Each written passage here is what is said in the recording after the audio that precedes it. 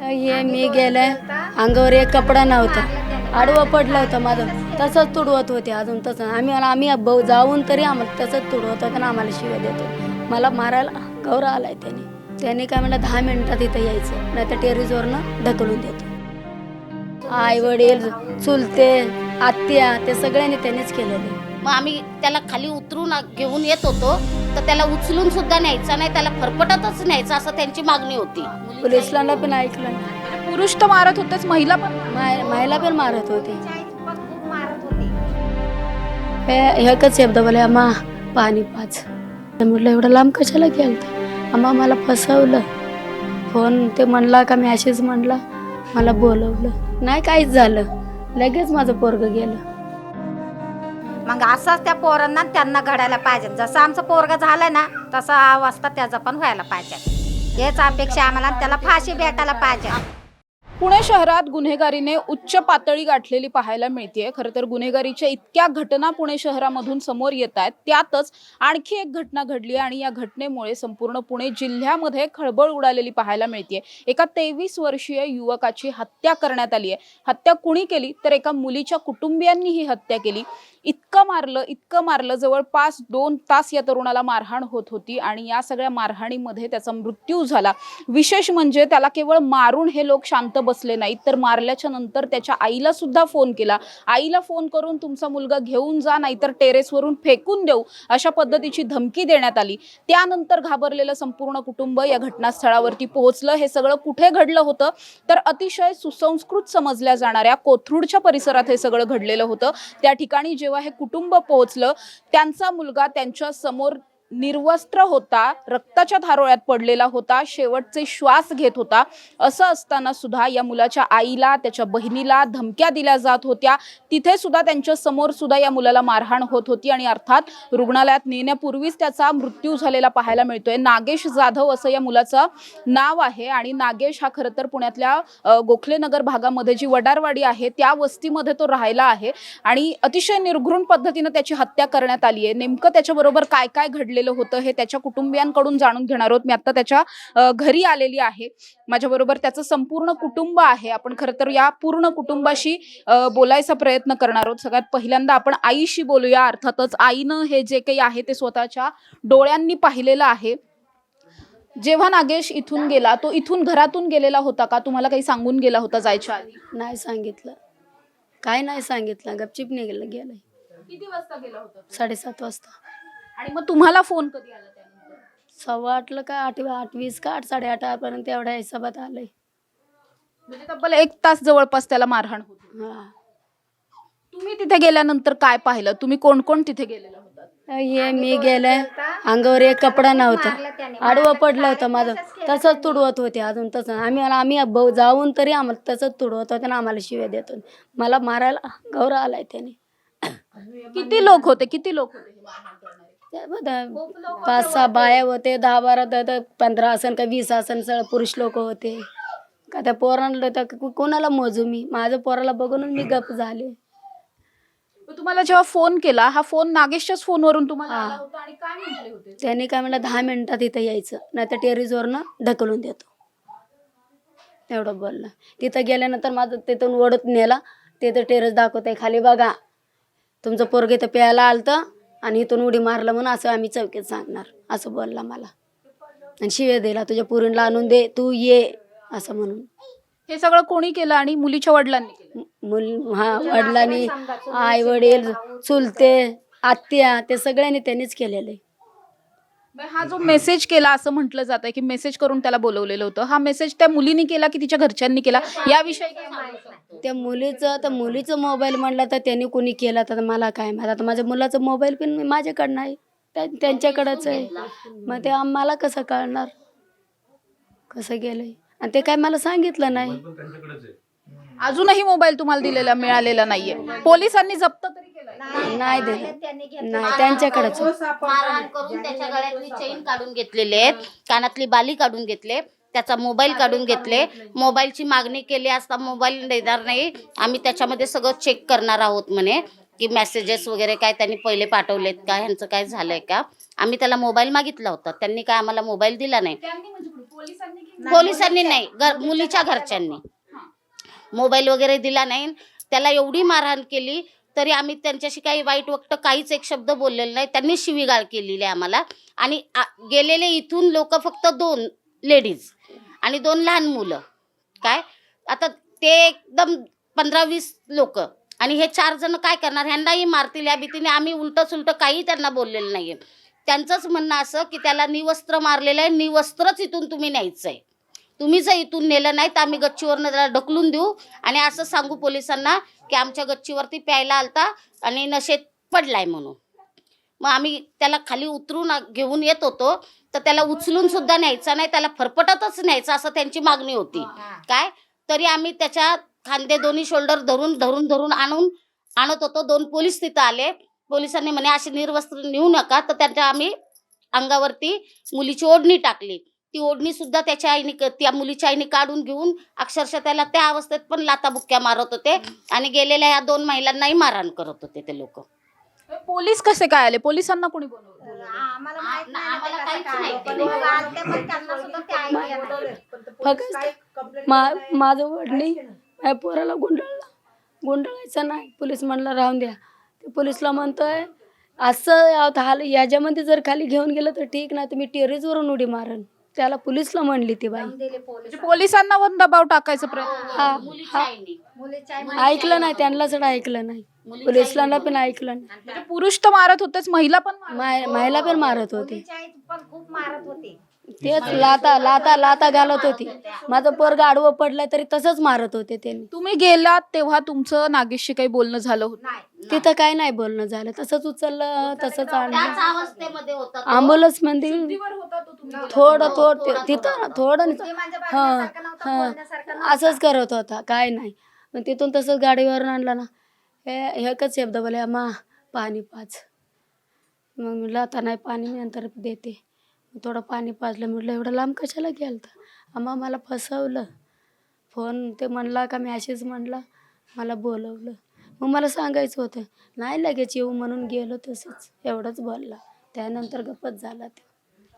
तुम्ही दवाखान्यात नेलं होतं? दवाखान्यात रत्न हॉस्पिटल नेलं. तिथं मिशन नाही म्हणले, मग सोडलं नेलं. रत्नाला ICU मध्ये त्यांनी दवाखान्यात नेईपर्यंत तो होता, शुद्धीत होता. जिवंत थोडंसं होता. होतं, इथं थोडंसं इथं 10-15 थोडंच होतं. मिनिटात जीव गेलाय त्याचा. एवढं बोलला. फक्त काय नाही, माझ्या गळ्यात हात घातला. आई पोट पोट पोट पोट सोड पोट. मी वरून नुसता हात फिरवला, जीव सोडला. काहीच नाही तिथं. सोनरूप काढायचं एक्सराचं ते सगळं पावते दिलं त्यांनी. नाही काहीच झालं. लगेच माझं पोरगं गेलं. तिथं जाऊन एक 10-15 मिनिटामध्ये तिथं गेलं माझं पोरगं. दवाखान्यात नेऊस तर गेला तो. म्हणजे त्याचं असं नव्हतं जीव काय त्याच्यापाशी. खूपच मारलं होतं त्याला. म्हणजे असं जगण्यासारखं त्याचं जीवन ठेवलंच नव्हतं त्या लोकांनी. असं मारायचं नव्हतं त्यांनी. त्यांना पण पाठीपोटी असेल ना त्या भाडकावला छिनालला. मग असंच त्या पोरांना त्यांना घडायला पाहिजे. जसं आमचं पोरगा झालंय ना तसं अवस्था त्याचं पण व्हायला पाहिजे. हेच अपेक्षा आम्हाला. आणि त्याला फाशी भेटायला पाहिजे. आम्हाला फक्त आणि त्याला मिरवणुकी कायद्याकडून बोंबा ना करायचा. न्याय हवाय. अजून एखादी घटना अशी घडू नये, समाजाला या सगळ्या घटनेचा जाब बसावा ह्या हेतूने. आमचा तर गेलाय, अजून एखाद्या मातेचा मुलगा जाऊ नये, एखाद्या बहिणीचा भाऊ जाऊ नये. काय आणि कोणाच्याही घरात अशी दुःखद घटना घडू नये हीच आमची इच्छा आहे. म्हणून त्यांना फाशी हा. द्यायची. आणि आम्ही कायद्यावर विश्वास ठेवणारी लोक आहोत. आम्ही त्यांच्यासारखी कायद्याचा भंग करणारी लोक नाहीये. म्हणजे अचानक लोक कुठून आले? मग खरंच त्याची ती मुलगी मैत्रीण होती का, असं काही तुम्हाला माहिती आहे? अशी म्हणजे बाहेरून पेपर द्यायला तो जायचा, 12वीचा पेपर द्यायला. मग तिथं फ्रेंड सर्कल त्याची झाली. असे बोलत होते, एवढंच होतं त्यांचं. आणि मग तो इकडं कोथरूड त्या साईडला त्याचा जॉब होता. मग ती तिकडे होती, तर पावसामुळे तो थांबला तिथं गाडी घेऊन. पण त्यांच्या घरच्यांनी बघितलं. घरच्यांना असं वाटलं की बाबा आमच्या पोराला छेडण्यासाठी थांबतो. 2 वर्षाच्या पूर्वीच्या आधीची गोष्ट ही. तर तिथं थांबले होते. मग तेव्हा पण त्यांना मारहाण त्याला केली, पोलिसात दिली. पण त्यावेळेस पण आम्ही त्याला तिकडून घेऊन आला. मग जॉब सोडायला लावला तिकडचं की नकोच आपल्याला त्या साईड. पण त्यानंतर तो तिकडे गेला पण कधीच गेला नाही. 2 वर्षात तो कधी पाऊल पण तिकडे ठेवला नाही. मग तो इकडे शिवाजीनगरला LSI कंपनीमध्ये कामाला तो तिकडे जात होता. तिकडं काम करत होता. आणि काल त्याला परवाच्या दिवशी त्याला अचानक मेसेज केला. मग त्या मेसेजवरून तो गेला. आणि तो स्वतःहून पण गेलेला नव्हता की काही. त्यांनी मेसेज केला म्हणून तो तेव्हा गेलेला आहे तिकडे. म्हणजे तुम्हाला असं म्हणायचंय का की हे फुल प्रूफ प्लॅन मर्डर आहे हा? पूर्ण प्लॅन त्यांचा पूर्ण प्लॅन झालाय त्यांचं सगळं झालं आणि त्याला मारून बिरून झाल्यानंतरून मम्मीला माझ्या फोन केलाय. मारून पण त्याला सोडून देता आलं असतं. त्याला फक्त घाबरवायचं असेल की आमच्या मुलीशी बोलू नको म्हणून त्याला घाबरवून थोडंसं मारहाण करून पण सोडून देता आलं असतं. मात्र त्याला इतक्या अमानुषपणे मारहाण करणं, मग कुटुंबियांना बोलवणं, ही सगळी किती मुजोरी आहे. कुणीतरी या सगळ्यांच्या पाठीशी आहे म्हणून यांची हिंमत वाढते. त्यांना सपोर्ट आहे, सपोर्ट आहे म्हणून जागेवर माझं पोराचा जीव घेतल्यात ना. सपोर्ट आहे, दारा त्यांना सपोर्ट, त्यांना शिक्षा द्यायलाच पाहिजे. माझ्या पोराला न्याय मिळायला पाहिजे. माझा पोरगा कसा तरपडलाय, अंगावर कपडा नव्हता ना, त्यांचे पण कपडे काढून तिथं मिरवणूक काढायचं, आतापर्यंत काढायचं. या प्रकरणामध्ये 10 जणांवर गुन्हे दाखल झाले, 5 महिलांना अटक झाली आहे माझ्या माहितीनुसार, 1 पुरुष आहे. पण या मुलीचे वडील अजून सुद्धा फरार. मग धरायचं त्याला पण धरायचं. एवढं माझ्या लेकराला जीव घेतला तरी मला शिवे दिलाय त्यांनी. त्याला तर सुट्टी. पोलिसांनी या सगळ्यात लवकरात लवकर, पोलिसांना माहिती होतं, पोलीस तिथे होते म्हटल्यावर पोलिसांनी लगेच ताब्यात घ्यायला पाहिजे होतं असं वाटतं का आता?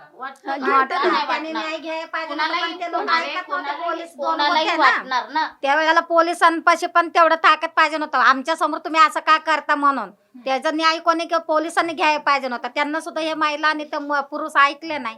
पोलीस काही बोलले नाही? तुम्ही बोलले त्यांनी, पोलिसांनी असं मारायचा अर्थ नाहीये, तुम्ही सरकार. ते पोलिसांना एवढा खूप दम दिली ते बाईने, मी जीव देईन स्वतः, आता तुमच्यावर पण केस करण म्हटली ती पोलिसांना. मुलीची आई म्हटली असं आमच्या समोर.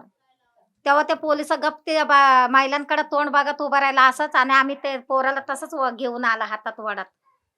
म्हणजे एवढं पर्यंत त्यांचा एवढा गुरमी, म्हणजे एवढं त्यांना पावर, म्हणजे त्यांचा न्याय तुम्ही घ्यायचा. आता आम्हाला एवढंच न्याय देवतेनी आमच्या बाजूने न्याय द्यावा हीच आमची अपेक्षा आहे.